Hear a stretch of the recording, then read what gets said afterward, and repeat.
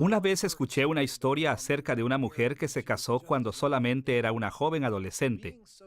Siendo tan joven, no estaba preparada para su nueva vida como adulto. Poco después empezó a sentir ansiedad y comenzó a extrañar las comodidades familiares de la niñez. Así que, un día mientras su esposo trabajaba, fue al patio de la casa de sus padres y se escondió en la antigua casa de juegos.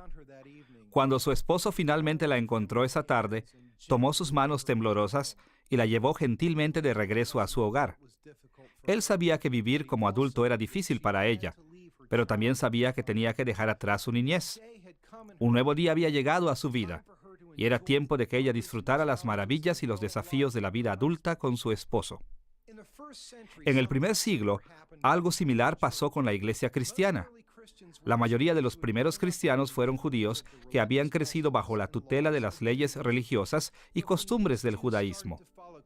Pero cuando estos judíos comenzaron a seguir a Cristo, sus relaciones con Dios cambiaron. Alcanzaron un nivel de madurez espiritual porque habían recibido una revelación completa de Dios en Cristo.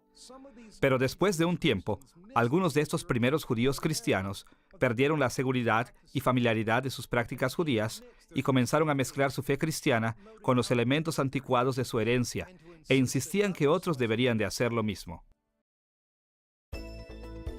Esta segunda lección de nuestra serie acerca de el corazón de la teología de Pablo se titula Pablo y los Gálatas. En esta lección veremos que las iglesias de los Gálatas habían regresado a la niñez espiritual al revivir ciertas prácticas del judaísmo. Y también veremos cómo reaccionó Pablo a esta regresión de los cristianos. Nuestro estudio de Pablo y los Gálatas se dividirá en tres partes. Primero, veremos el trasfondo de la epístola de Pablo a los Gálatas. Segundo, veremos el contenido de su epístola a los Gálatas. Y tercero, examinaremos cómo la carta reveló las perspectivas teológicas centrales de Pablo, su doctrina de los últimos días o escatología. Veamos primero el trasfondo de la epístola de Pablo a los Gálatas. Pablo escribió todas sus cartas mientras viajaba de un lado a otro. Así que, para entender las cosas que Pablo escribió a los Gálatas, necesitamos respuestas a algunas preguntas básicas acerca de la situación histórica en Galacia. Exploraremos este asunto de dos maneras. Primero, revisaremos el contacto de Pablo con los Gálatas durante su primer viaje misionero. Y segundo, veremos algunos problemas específicos que motivaron a Pablo a escribirles. Veamos primero el trasfondo del primer viaje misionero de Pablo. Este viaje comenzó alrededor del año 46 después de Cristo, luego de que Dios dijo a la iglesia de Antioquía de Siria que reservara a Pablo y a Bernabé para un trabajo misionero especial. Pablo y Bernabé comenzaron su viaje zarpando a la isla de Chipre. Comenzaron en la ciudad de Salamina en el este.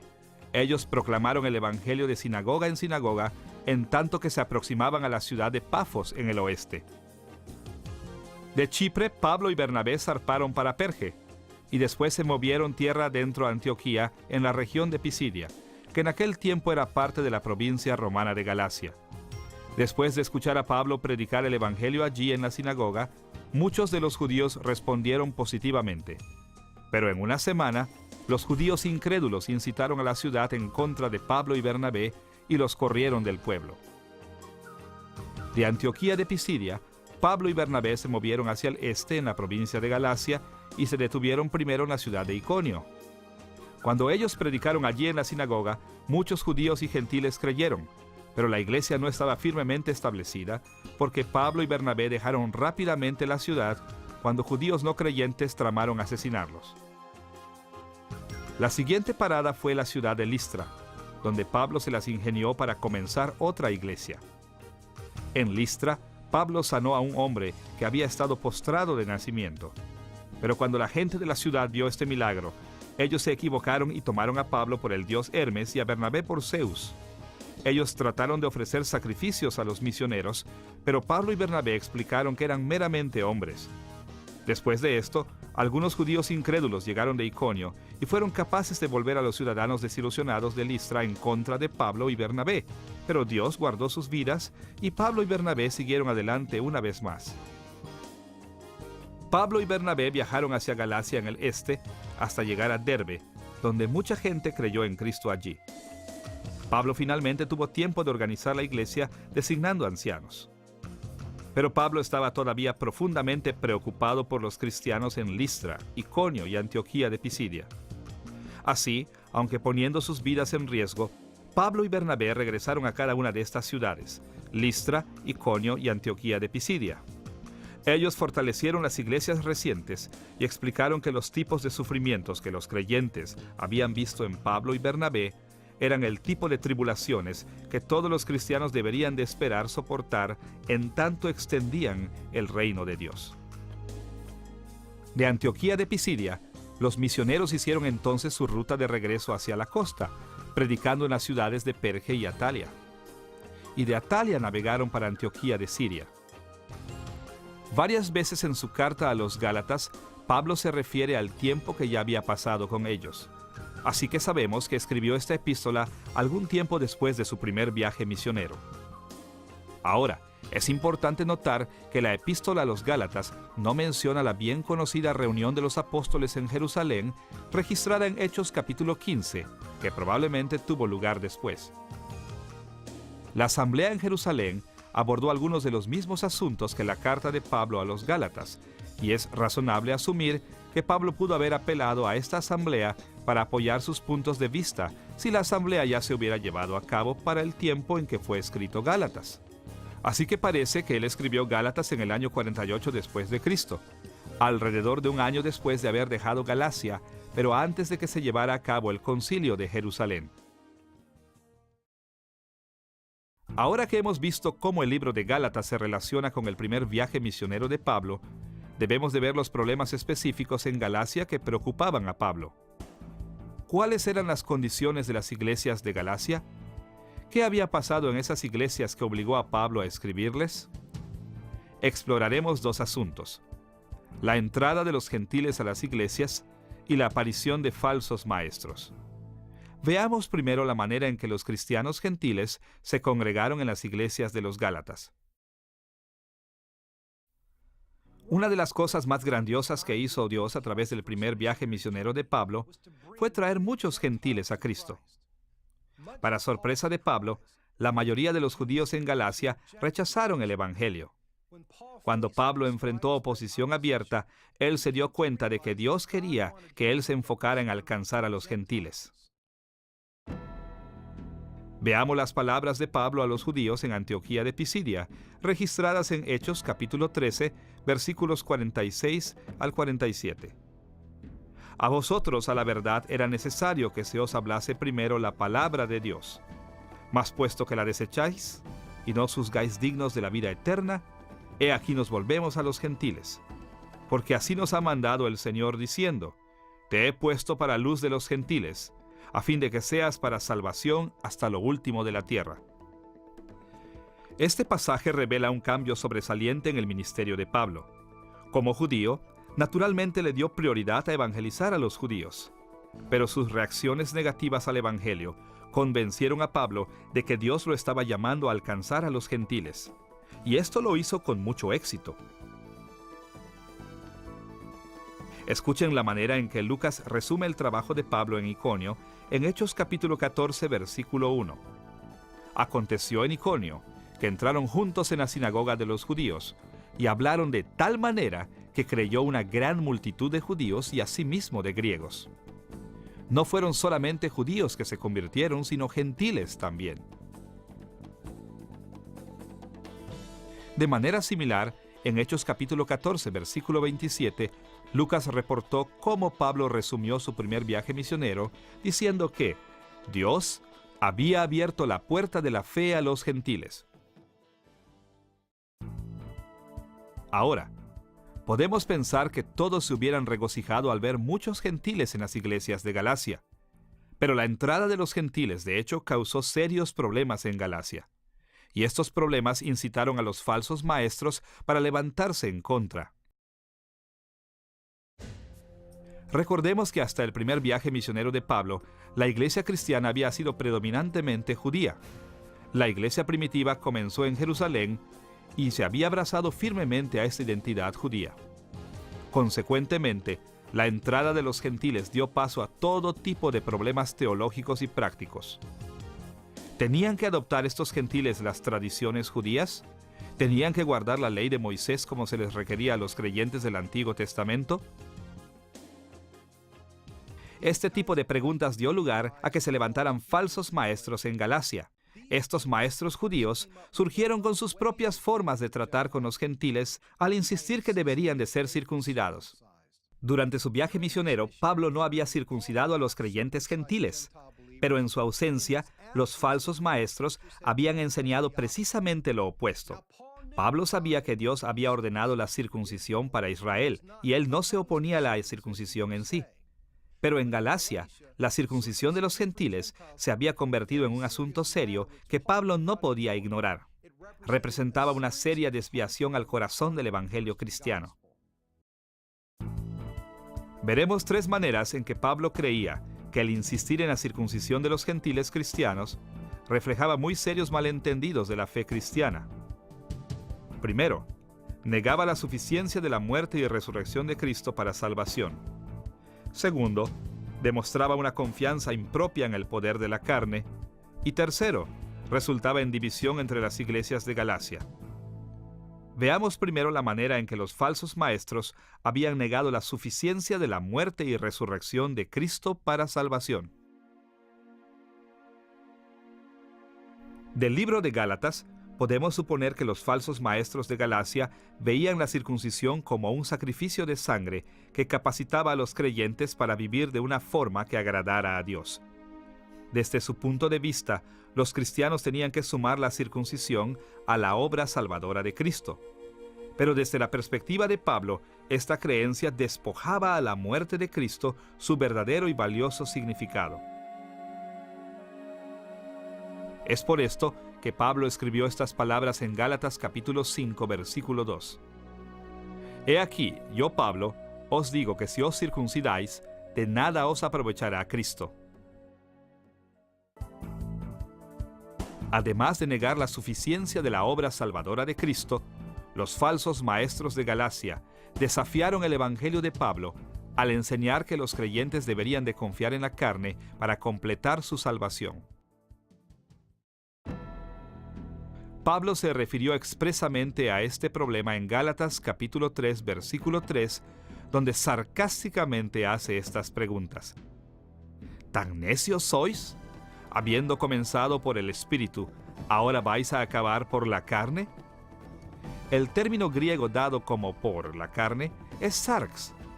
Pablo acostumbraba a usar el término carne o sarx para referirse al mero poder humano y frecuentemente en conexión con formas humanas pecaminosas. Cuando Pablo ministró en Galacia, su predicación había sido acompañada por exposiciones dramáticas del poder del Espíritu Santo. Era irrefutable que los gálatas habían comenzado sus vidas cristianas en el poder del Espíritu Santo.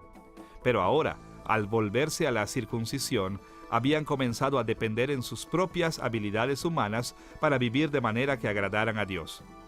Irónicamente, esta confianza en las habilidades humanas de hecho los condenaba a la impotencia y al fracaso.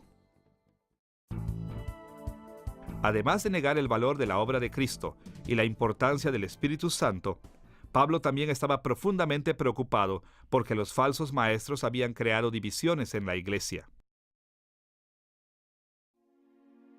Como Pablo lo puso en Gálatas capítulo 6, versículos 15 al 16. Porque en Cristo Jesús ni la circuncisión vale nada, ni la incircuncisión, sino una nueva creación. Y a todos los que anden conforme a esta regla, paz y misericordia sea a ellos y al Israel de Dios. En Cristo, las divisiones entre judíos y gentiles habían sido eliminadas. La desunión en las iglesias de Galacia preocupaba profundamente a Pablo. Las riñas y divisiones entre el pueblo de Dios eran absolutamente contrarias a lo que Cristo había hecho e iban en contra del ideal hacia el que la iglesia se esforzaba por alcanzar. Pero los falsos maestros siguieron la enseñanza del Antiguo Testamento de que la circuncisión era necesaria para una completa inclusión al pueblo de Dios.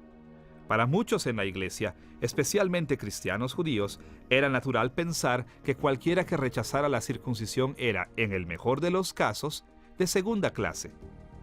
No es de extrañarse entonces que se desarrollaran divisiones entre aquellos cristianos que eran circuncidados y aquellos que no lo eran. Así vemos que los falsos maestros habían traído varios problemas muy serios a las iglesias de Galacia. Y habiendo escuchado lo que estos falsos maestros estaban haciendo, Pablo no podía permanecer en silencio. Los Gálatas eran sus hijos espirituales, sus seres queridos. Él escribió su epístola para rescatar tanto a los creyentes judíos, los gentiles, de los puntos de vista destructivos de estos falsos maestros. Ahora que hemos visto algunos aspectos importantes del trasfondo de la epístola de Pablo a los Gálatas, estamos listos para ver más de cerca la estructura y el contenido de su carta. ¿Qué escribió Pablo a las iglesias de Galacia?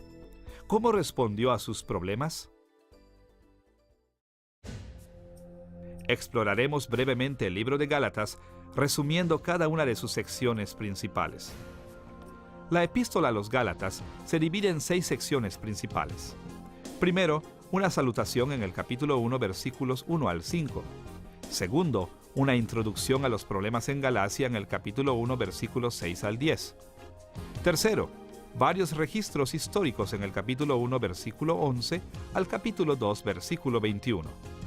Cuarto, una serie de pruebas para la doctrina de la justificación por la fe en el capítulo 3, versículo 1 al capítulo 4, versículo 31. Quinto, algunas exhortaciones prácticas en el capítulo 5, versículo 1 al capítulo 6, versículo 10. Y por último, una nota final en el capítulo 6, versículos 11 al 18. La salutación de Gálatas es breve y bastante directa. Introduce al apóstol Pablo como el autor e identifica a las iglesias de Galacia como los receptores. La nota final es también breve, cerrando la carta con algunas observaciones finales y bendiciones personales de Pablo para las iglesias. También enfatiza algunos de los pensamientos más importantes en su carta. En la segunda sección, capítulo 1, versículos 6 al 10, al que hemos llamado la introducción al problema, Pablo ataca inmediatamente el problema de la falsa enseñanza en Galacia. Él expresó asombro y advirtió a sus lectores cuán peligroso era seguir a los falsos maestros. Muy claramente, Pablo insistió que rechazar sus enseñanzas era aceptar un falso evangelio. Escuchemos la seria maldición que puso a los falsos maestros en el capítulo 1, versículo 8. Mas si aún nosotros, o un ángel del cielo, os anunciare otro evangelio diferente del que os hemos anunciado, sea anatema. Seguir las enseñanzas de los falsos maestros era rechazar el evangelio verdadero de Cristo. Era rechazar la salvación misma. Esta sección de la carta hace claro que los problemas en Galacia no eran insignificantes. Los destinos eternos de los Gálatas estaban en juego. La tercera sección de la epístola, capítulo 1, versículo 11 al capítulo 2, versículo 21, es más elaborada. Consiste de varios registros históricos en los que Pablo probó su autoridad. 3 eventos históricos diferentes vienen a primer plano en estos capítulos. El llamado y entrenamiento de Pablo en el capítulo 1, versículos 11 al 17. La reunión de Pablo con los líderes de la iglesia en Jerusalén en el capítulo 2, versículos 1 al 10. Y el conflicto de Pablo con Pedro en Antioquía de Siria en el capítulo 2, versículos 11 al 21. El registro del llamado y entrenamiento de Pablo explica cómo Pablo tuvo la autoridad para resistir circuncidar a los gentiles. Comienza con una descripción de cómo Pablo había amado las tradiciones de Israel. Escuchemos sus palabras en Gálatas capítulo 1, versículos 13 al 14. Porque ya habéis oído acerca de mi conducta en otro tiempo en el judaísmo, y en el judaísmo aventajaba a muchos de mis contemporáneos en mi nación, siendo mucho más celoso de las tradiciones de mis padres. Pero Pablo también explicó cómo su actitud había cambiado. A pesar de su celo por las tradiciones judías, cuando él estaba de viaje por Galacia, Pablo no había requerido que los gentiles se circuncidaran. ¿Cómo pudo haber hecho esto cuando había estado tan comprometido a las tradiciones de Israel? Escucha el testimonio de Pablo en Gálatas capítulo 1, versículos 15 al 18.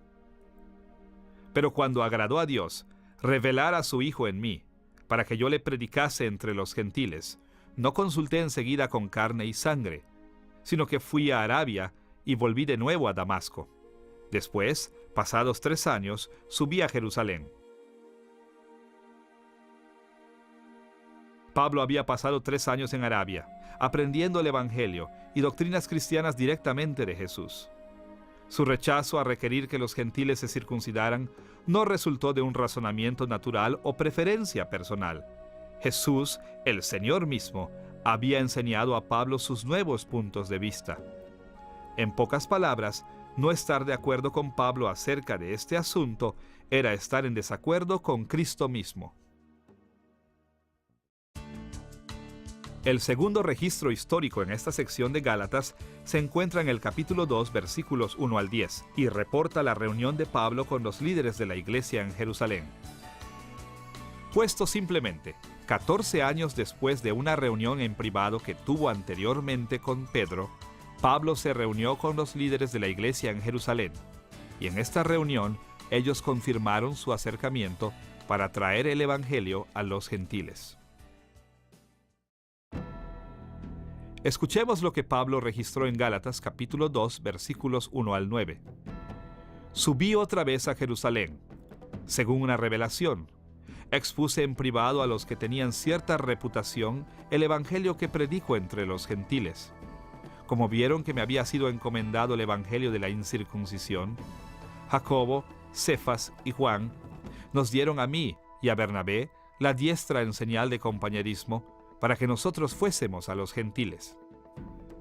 Pablo relató esta historia a los Gálatas para que ellos pudieran ver que su trabajo entre los gentiles no contradecía la enseñanza autoritativa de los líderes de la iglesia en Jerusalén. De hecho, los otros apóstoles estuvieron de acuerdo que Dios le había dado a Pablo un papel específico en la predicación del evangelio al mundo gentil. Así que Pablo tenía todo el derecho de abordar la pregunta de la circuncisión de los gentiles como lo hizo.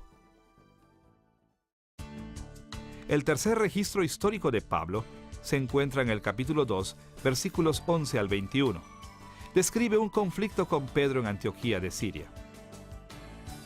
En una ocasión anterior, Pedro se había asociado libremente con los creyentes incircuncisos. Sin embargo, en otra ocasión posterior, Pedro comenzó a temer por su reputación entre algunos creyentes judíos estrictos de Jerusalén. Así que se separó de los creyentes gentiles incircuncisos. A pesar de lo que Pedro creía de corazón, sus acciones se ajustaron con la falsa creencia de que los creyentes gentiles incircuncisos eran inferiores a los creyentes judíos. Cuando Pablo se dio cuenta de esto, él confrontó a Pedro y le recordó el evangelio que tanto Pedro como él habían creído. Gálatas capítulo 2, versículos 15 y 16, reporta las palabras de Pablo a Pedro en aquella ocasión. Nosotros, judíos de nacimiento, y no pecadores de entre los gentiles, sabiendo que el hombre no es justificado por las obras de la ley, sino por la fe de Jesucristo, nosotros también hemos creído en Jesucristo, para ser justificados por la fe de Cristo, y no por las obras de la ley, por cuanto por las obras de la ley nadie será justificado. Pablo escribió acerca de su conflicto con Pedro, para probar que aún Pedro se había sometido a su corrección autoritativa en este asunto. Si la autoridad de Pablo había sido suficiente para corregir aún al preeminente apóstol Pedro, ciertamente era suficiente para corregir a los falsos maestros en Galacia. En estos 3 registros de llamado y entrenamiento, reunión con las autoridades de Jerusalén y confrontamiento a Pedro, Pablo construyó un fuerte caso en contra de los falsos maestros en Galacia y defendió su evangelio. Después de dar esos registros históricos, Pablo se dirigió hacia la cuarta sección de su epístola en el capítulo 3, versículo 1 al capítulo 4, versículo 31. Allí ofreció más argumentos teológicos directos para su doctrina de justificación por fe. Este material se divide en 4 partes, alternando entre las experiencias de los Gálatas y el registro bíblico de la vida de Abraham. Primero, Pablo apela a las experiencias anteriores de los Gálatas. Segundo, se dirige a los registros del Antiguo Testamento de la fe salvadora de Abraham. Tercero, Pablo apeló a la experiencia común de los creyentes gálatas. Y cuarto, él tomó en cuenta la historia de las esposas y los hijos de Abraham. Veamos brevemente el capítulo 3, versículos 1 al 5, donde Pablo se enfocó en la experiencia anterior de los Gálatas con respecto a la fe cristiana. Él escribió estas palabras en el capítulo 3, versículos 2 al 5. Esto solo quiero saber de vosotros. ¿Recibisteis el Espíritu por las obras de la ley o por el oír con fe? Habiendo comenzado por el Espíritu, ¿ahora vais a acabar por la carne? Aquel pues que os suministra el Espíritu y hace maravillas entre vosotros, ¿lo hace por las obras de la ley o por el oír con fe? En una serie de preguntas retóricas, Pablo se refirió a su primer viaje misionero. Como nos dice Hechos capítulos 13 y 14, los Gálatas habían recibido muchas bendiciones increíbles del Espíritu Santo cuando Pablo había estado con ellos anteriormente. Tanto ellos como él sabían que estas bendiciones del Espíritu no vinieron porque guardaban la ley de Dios. Dios les había dado libremente estos regalos simplemente porque habían creído en el Evangelio. De esta experiencia, los Gálatas debieron haber sabido que no debían pensar que las bendiciones de Dios podrían ser obtenidas por obediencia a la ley. Después de tocar su experiencia cristiana anterior, Pablo se refirió al ejemplo de la fe salvadora de Abraham. Él argumentó en el capítulo 3, versículo 6, al capítulo 4, versículo 11, que Dios había bendecido a Abraham debido a la fe, no debido a la obediencia de Abraham a la ley de Dios. Abraham no había ganado la bendición de la salvación por medio de esfuerzos humanos carnales. El argumento de Pablo en esta sección es más bien complejo, pero lo podemos resumir en 4 pasos. Primero, Pablo señaló que Abraham fue justificado al tener fe en la promesa de Dios de que tendría un hijo. En el capítulo 3, versículos 6 y 7, Pablo se refiere a Génesis capítulo 15, versículo 6 de esta manera. Así Abraham creyó a Dios y le fue contado por justicia. Sabed, por tanto, que los que son de fe, estos son hijos de Abraham.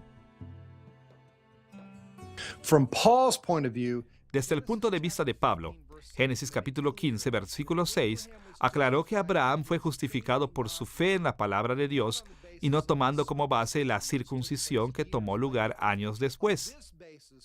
Sobre esta base, Pablo concluyó que los verdaderos hijos de Abraham fueron aquellos que siguieron su ejemplo de confiar en las promesas de Dios para salvación. La salvación era una bendición que vino por fe y no por la circuncisión. Segundo, debido a que había una controversia acerca del estatus de los gentiles incircuncisos, Pablo prosiguió a enfatizar que Dios le había dicho a Abraham que la bendición de la salvación se iba a dispersar por medio de él a los gentiles. En Gálatas capítulo 3, versículos 8 y 9, Pablo se refiere a Génesis capítulo 12, versículo 3 de esta manera. Y la Escritura, previendo que Dios había de justificar por la fe a los gentiles, dio de antemano la buena nueva a Abraham, diciendo: En ti serán benditas todas las naciones, de modo que los de la fe son bendecidos con el creyente Abraham. Pablo entendía que Génesis capítulo 12, versículo 3, enseñaba que se había prometido un tiempo cuando los gentiles de todo el mundo recibirían la bendición de Dios. Sin embargo, esta bendición vendría a todas las naciones de la misma manera como vino a Abraham, por medio de la fe, no del esfuerzo humano. Tercero, Pablo quería que los gálatas entendieran que el sangriento corte de la carne en la circuncisión era un símbolo de automaldición, no una forma de obtener justicia. De hecho, la circuncisión significaba que sea cortado de la tierra de los vivientes si no permanezco fiel al pacto. Cristo había venido precisamente porque nadie más podía estar a la altura de este estándar. Como Pablo lo puso en Gálatas capítulo 3, versículo 13. Cristo nos redimió de la maldición de la ley, hecho por nosotros maldición. Al morir en la cruz, la muerte más penosa y maldita en el entendimiento judío, Cristo tomó para sí mismo la horrible maldición del pecado. Los gálatas necesitaban entender que las bendiciones de la fidelidad al pacto eran suyas, totalmente por fe, debido a que Cristo ya había tomado la maldición sobre sí mismo por el bien de ellos. En cuarto lugar, Pablo se adelantó a una objeción de los falsos maestros al arguir que la ley de Moisés no invertía el ejemplo de Abraham. Como lo puso en Gálatas capítulo 3, versículos 17 al 19. La ley que vino 430 años después no lo abroga para invalidar la promesa. Entonces, ¿para qué sirve la ley? Fue añadida a causa de las transgresiones, hasta que viniese la simiente a quien fue hecha la promesa. Desde el punto de vista de Pablo, la ley no había sido dada para capacitar a la gente a obtener las bendiciones de Dios por las obras, como habían proclamado los falsos maestros de Galacia. La ley de Moisés había sido añadida para tratar con el pecado de Israel y para prepararlos para Cristo. En quinto lugar, Pablo declaró que las bendiciones de Dios vienen únicamente a aquellos que pertenecen al Hijo especial de Abraham, a saber, Cristo. Como Pablo escribió en Gálatas capítulo 3, versículos 16 y 29. Ahora bien, a Abraham fueron hechas las promesas y a su simiente. No dice, y a las simientes, como si hablase de muchos, sino como de uno, y a tu simiente, la cual es Cristo. Y si vosotros sois de Cristo, ciertamente el linaje de Abraham sois, y herederos según la promesa. En tanto que Pablo leía el registro de Génesis, notó que en el capítulo 22, versículo 18, la palabra hebrea será, traducida aquí como simiente, era singular, no plural. La herencia de Abraham no había sido ofrecida a todos los hijos de Abraham como individuos, sino en primer lugar al hijo de Abraham, quien a su vez era el principal representante de aquellos que descendieron de él. Y a la luz de la revelación de Cristo, Pablo sabía que Cristo era el gran descendiente de Abraham, quien era el representante final del pueblo de Dios a través del tiempo. Cristo es la gran simiente que hereda todas las promesas dadas a Abraham, y los individuos participan en esa herencia solamente al pertenecer a él. De estas maneras, Pablo argumentó, tomando el ejemplo de la fe de Abraham, que la justificación viene únicamente a aquellos que siguen el ejemplo de Abraham y que reciben las bendiciones de Dios por medio del Hijo de Abraham. La salvación es por fe en las promesas de Dios y no por obras de la ley. Después de apelar a la experiencia inicial de salvación de los Gálatas y al registro bíblico de la fe de Abraham, Pablo se dirigió a la experiencia común de los Gálatas en Gálatas capítulo 4, versículos 12 al 20. Escuchemos lo que escribió en el capítulo 4, versículos 15 y 16. ¿Dónde, pues, está esa satisfacción que experimentabais? ¿Me he hecho, pues, vuestro enemigo por deciros la verdad? Aquí Pablo expresó profunda preocupación por el bienestar espiritual de los Gálatas. Él quería que reconocieran su desesperante condición espiritual. En tanto que los Gálatas le dieron la espalda al Evangelio, perdieron su gozo, un fruto del Espíritu Santo que deberían haber estado disfrutando. El solo sentir esta pérdida debió haberlos alertado al hecho de que algo andaba mal con las enseñanzas de los oponentes de Pablo. La cuarta forma en que Pablo argumentó su caso en contra de los falsos maestros fue enfocándose en el registro bíblico de las esposas y los hijos de Abraham en Gálatas capítulo 4 versículos 21 al 31. Pablo explicó que en Génesis capítulo 15, Dios había prometido a Abraham un heredero por medio de su esposa Sara. Pero Sara era estéril y había pasado la edad de procrear. Así que recibir un heredero a través de ella requería que Abraham tuviera fe en la promesa de Dios. Al confiar en que Dios iba a cumplir su promesa, Sara tuvo un hijo, Isaac. El hijo de Sara, Isaac, era un hijo de la promesa y fue aceptado como el heredero de Abraham y el representante de todos los que creían. Pero, como nos dice Génesis capítulo 16, antes de que naciera Isaac, Abraham se había cansado de esperar que Dios le diera el hijo de la promesa. Así que se dirigió a la esclava de Sara, Agar, para tener un hijo. Al hacer esto, Abraham buscó asegurar su legado mediante esfuerzo humano, por el esfuerzo de la carne. Agar tuvo a Ismael, hijo de Abraham, pero Ismael era un hijo de la carne. Dios lo rechazó como el heredero de Abraham y vino a representar a todos los que se enfocan en la carne como la manera de salvación. Después de mostrar este contraste entre las esposas y los hijos de Abraham, Pablo concluyó de esta forma en Gálatas capítulo 4, versículo 31. De manera, hermanos, que no somos hijos de la esclava, sino de la libre. La idea principal de Pablo era que la fe en la promesa de Dios es el camino de la salvación para los cristianos, así como Isaac nació a Sara debido a la fe de Abraham. De la misma manera que en los días de Abraham, los creyentes de cada época son justificados, incluidos y dotados de poder para vivir justamente por medio de la fe en las promesas de Dios, no por mérito propio. Así que hemos visto que Pablo ofreció 4 argumentos principales para explicar que los creyentes reciben todas las bendiciones de Dios, únicamente por medio de la fe. Él argumentó de la experiencia de salvación anterior de los Gálatas, de la fe de Abraham, de la reciente pérdida del gozo que sintieron los Gálatas y del registro de las esposas y los hijos de Abraham. Con el contenido de los capítulos 1 al 4 en mente, estamos en posición de resumir las exhortaciones del capítulo 5, versículo 1 al capítulo 6, versículo 10. En estos capítulos, Pablo trata un número de problemas prácticos que los falsos maestros habían causado en Galacia. Pablo tuvo mucho que decir en estos versículos, pero podemos resumir los pensamientos de Pablo aquí bajo 3 temas principales. Libertad responsable en Cristo, en el capítulo 5, versículos 1 al 15.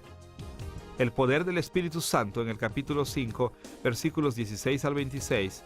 Y el juicio de Dios, en el capítulo 6, versículos 1 al 10. Veamos primero el énfasis de Pablo en la libertad responsable en Cristo. En el capítulo 5, versículos 1 al 15, Pablo hizo un llamado a los Gálatas a permanecer en la libertad de Cristo. Su posición es cuidadosamente balanceada.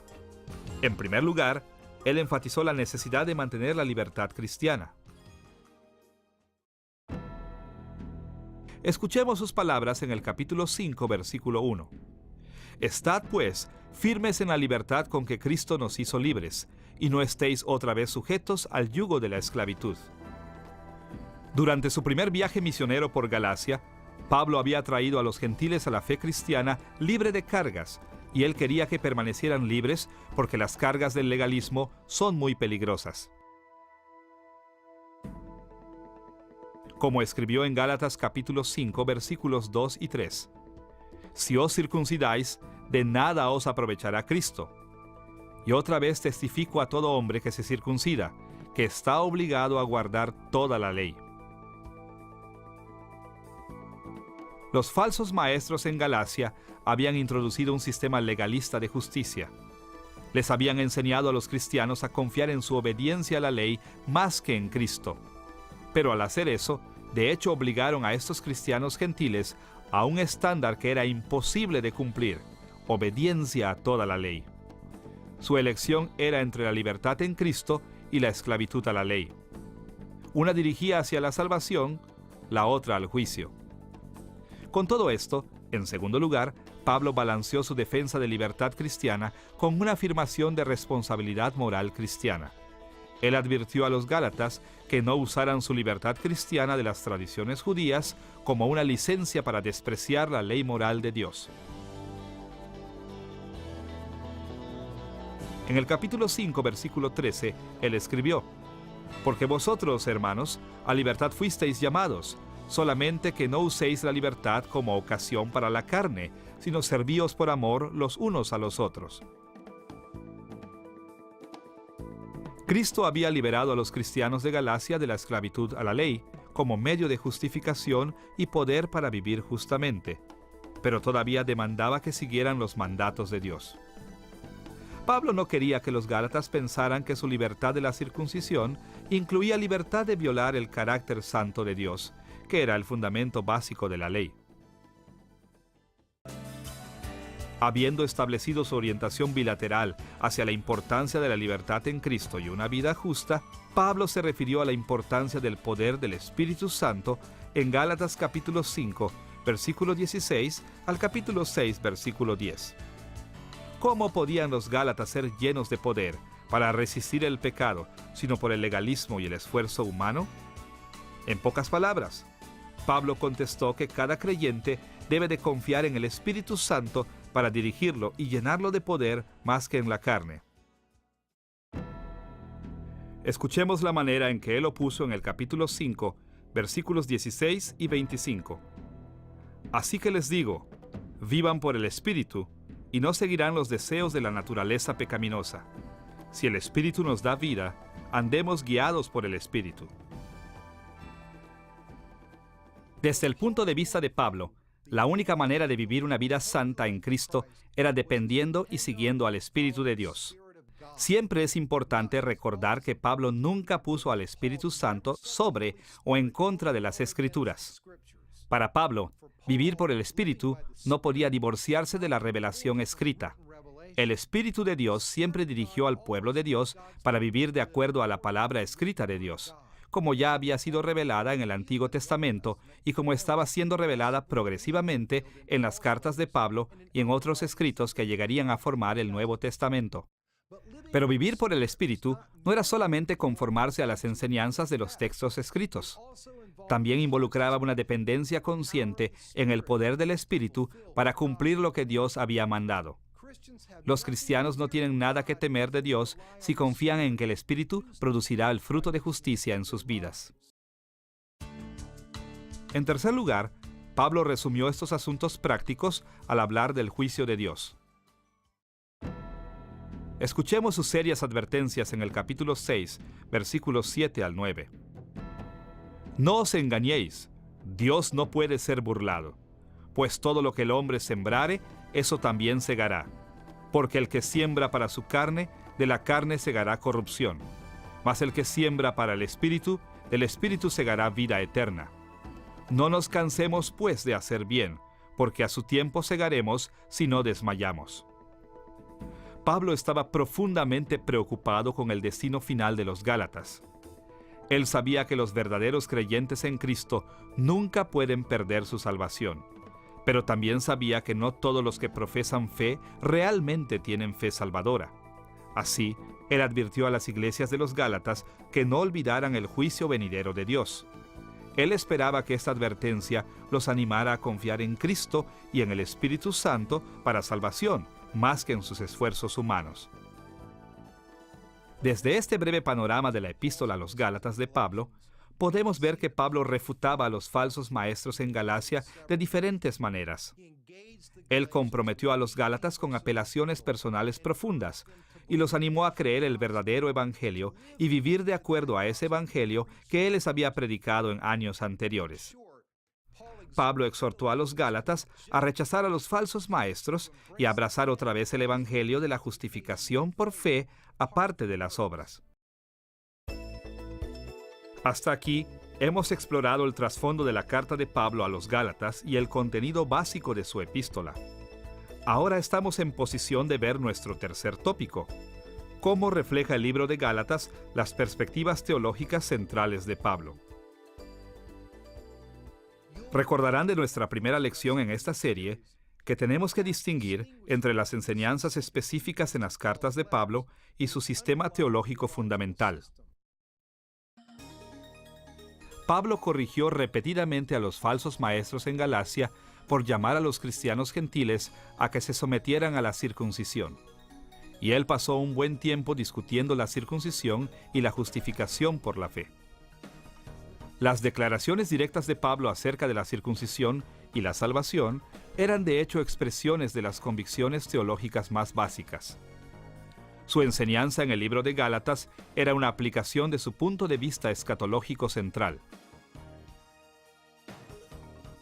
Recordarán cómo el apóstol Pablo enseñó que el gran tiempo por venir había comenzado con la muerte y resurrección de Cristo, aunque el pecado y la muerte no se desvanecerían completamente hasta el regreso de Cristo en gloria. Y esto significa que los cristianos viven en lo que llamaríamos el ya y todavía no. Un tiempo cuando la edad del pecado y la muerte traslapa la edad de la salvación eterna.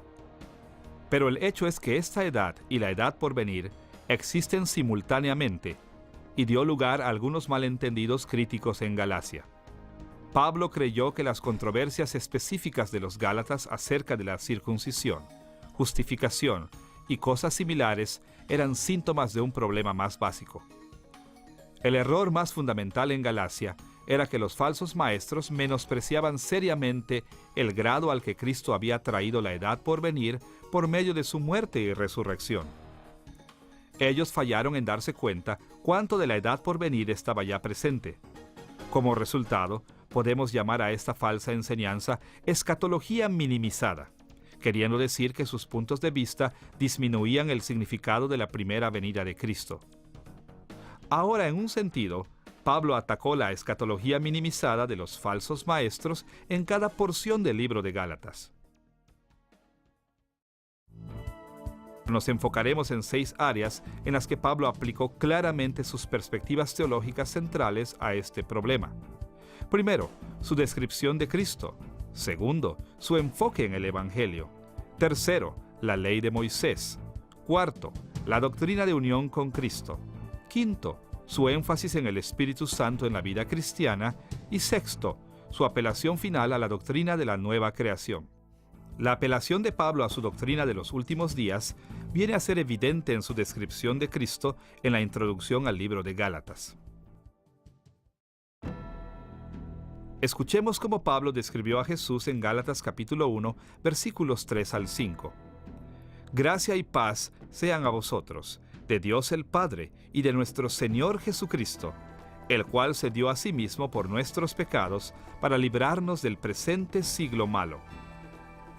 Notemos que Pablo no deseó simplemente bendiciones del Padre y Cristo para los Gálatas, sino que llamó la atención al propósito para el cual el Padre había enviado a Cristo.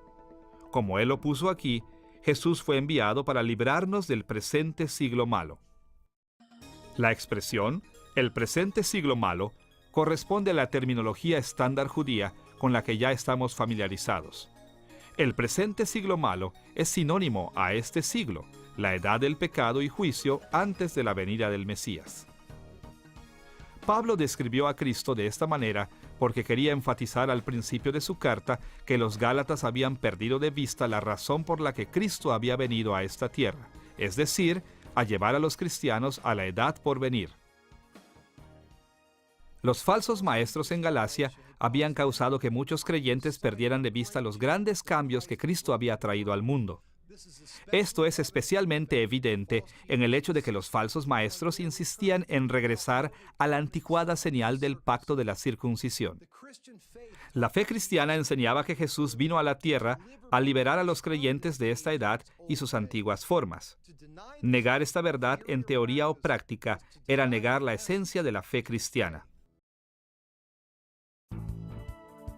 Una segunda forma en que Pablo reveló su preocupación acerca de la escatología minimizada de los Gálatas fue describiendo su desacuerdo con los falsos maestros como asunto del Evangelio.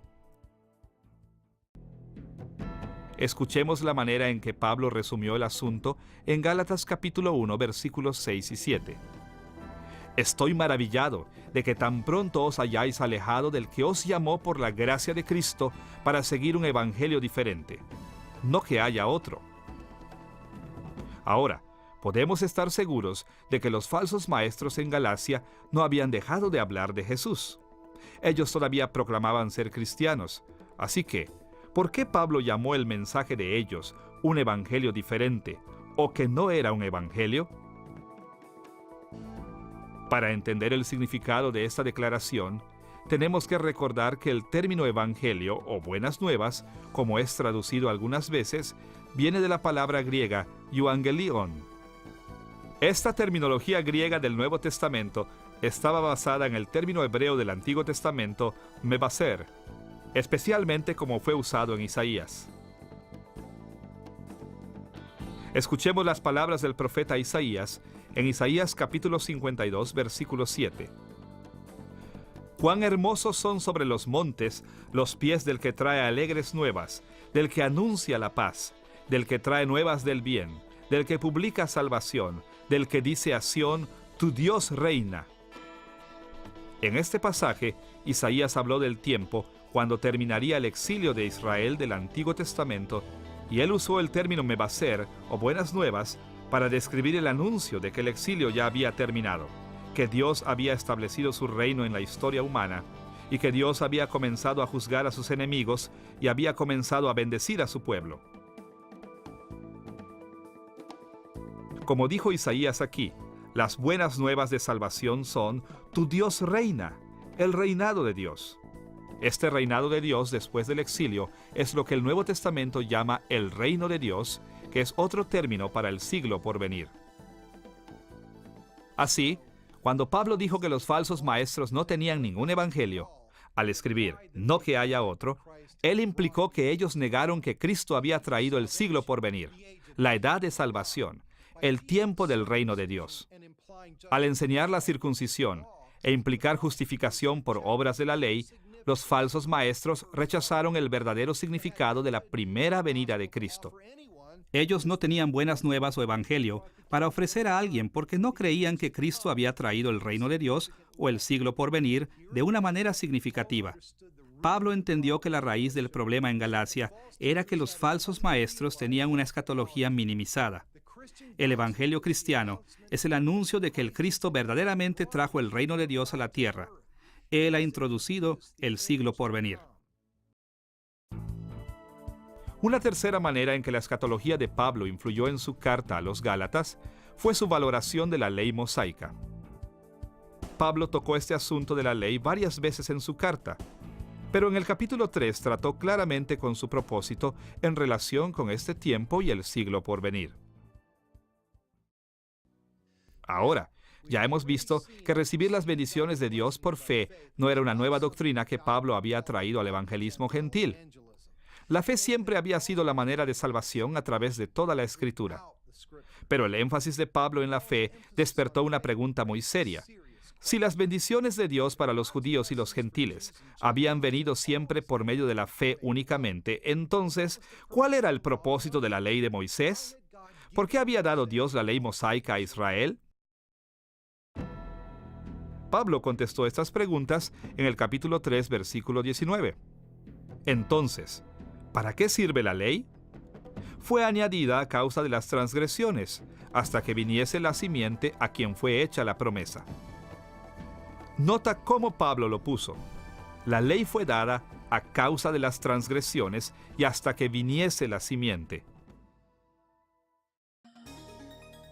A primera vista, puede parecer que Pablo simplemente puso a un lado la relevancia moral de la ley de Moisés, consignándola un tiempo antes de la venida de Cristo. Varios pasajes en Gálatas muestran que esto no era así. En Gálatas capítulo 5, versículo 14, Pablo apeló al Antiguo Testamento en Levítico capítulo 19, versículo 18, para explicar por qué los creyentes deberían de buscar el amor. Porque toda la ley en esta sola palabra se cumple: amarás a tu prójimo como a ti mismo.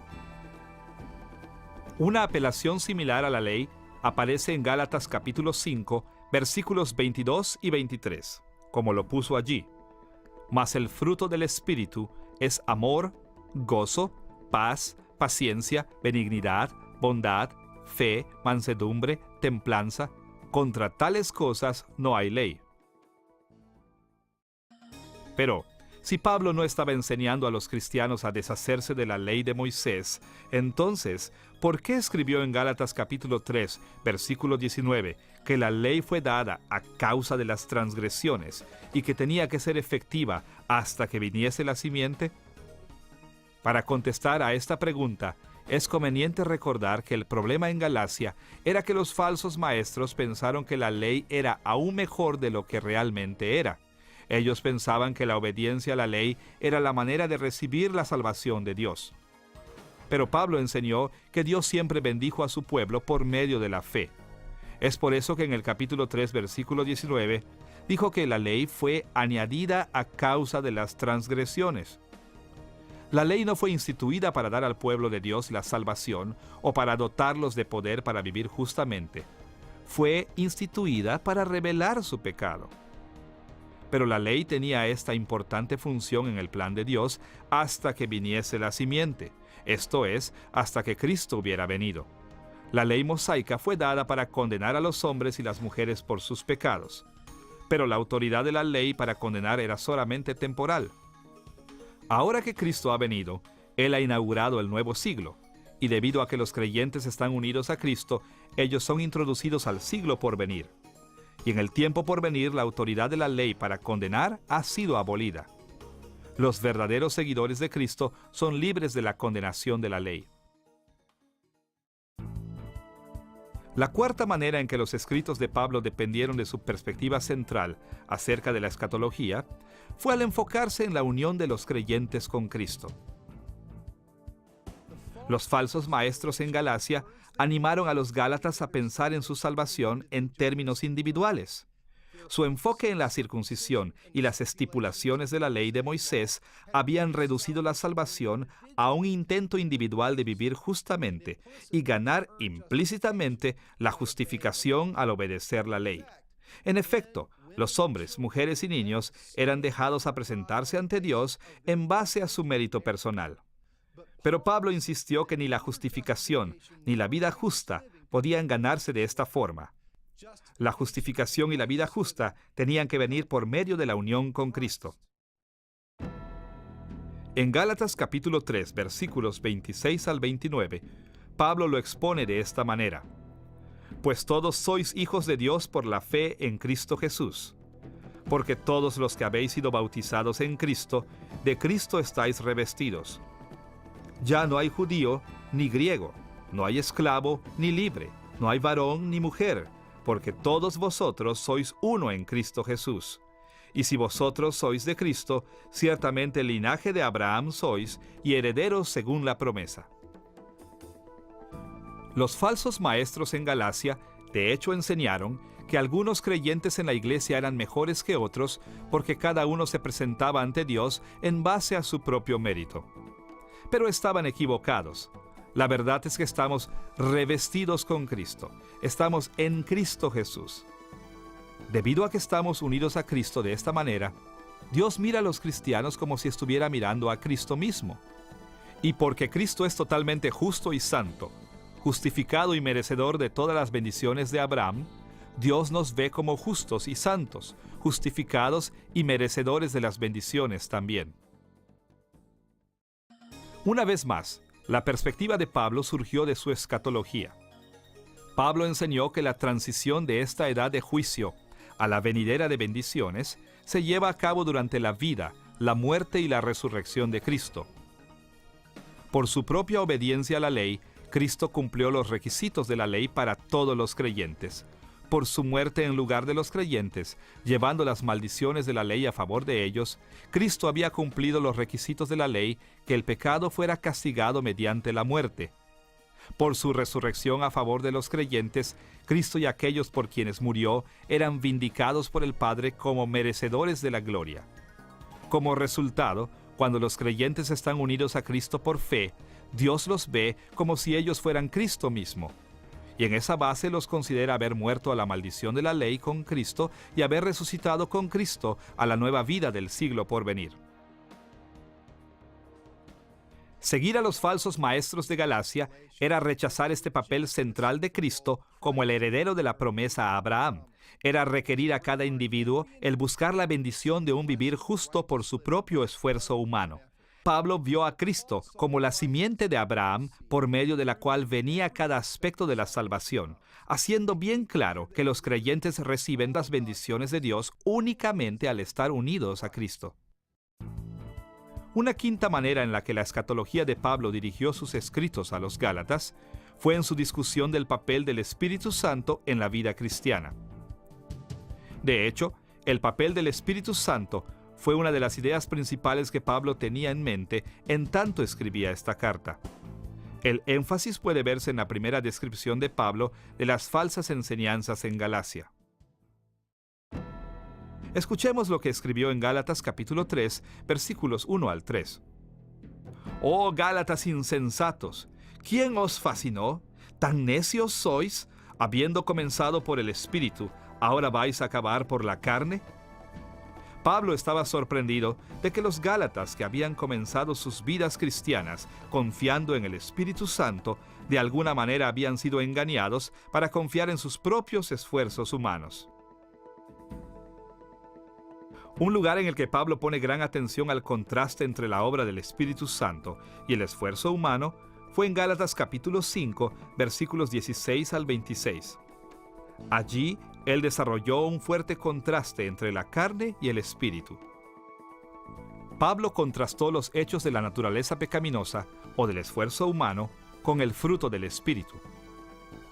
En Gálatas capítulo 5, versículos 19 al 21, él señaló que las obras de la carne incluyen adulterio, fornicación, inmundicia, lascivia, idolatría, hechicerías, enemistades, pleitos, celos, iras, contiendas, disensiones, herejías, envidias, homicidios, borracheras, orgías.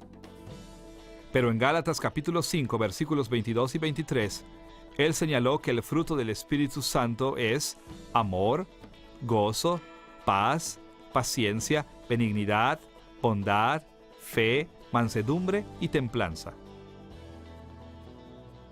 Los falsos maestros querían que la gente creyera que por medio de esfuerzos humanos podían someterse a la circuncisión y que podían tener el poder suficiente para vivir justamente.